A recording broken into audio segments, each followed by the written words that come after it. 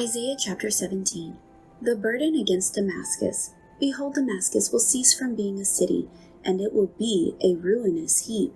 The cities of Aor are forsaken.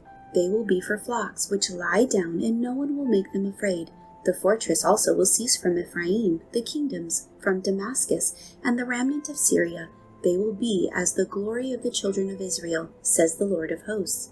In that day it shall come to pass that the glory of Jacob will wane, and the fatness of his flesh grow lean. It shall be as when the harvester gathers the grain and reaps the heads with his arm.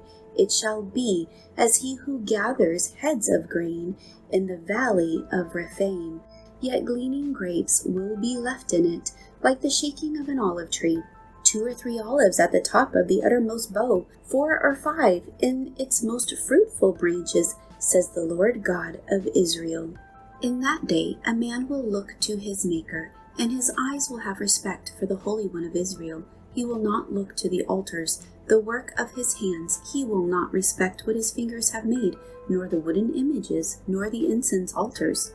In that day his strong cities will be as a forsaken bow, and an uttermost branch, which they left because of the children of Israel, and there will be desolation, because you have forgotten the God of your salvation, and have not been mindful of the rock of your stronghold. Therefore you will plant pleasant plants, and set out foreign seedlings. In the day you will make your plant to grow, and in the morning you will make your seed to flourish. But the harvest will be a heap of ruins, in the day of grief and desperate sorrow.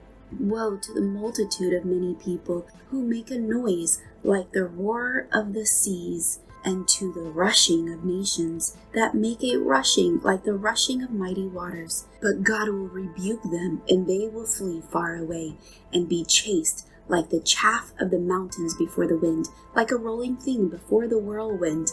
Then behold, an eventide trouble, and before the morning he is no more.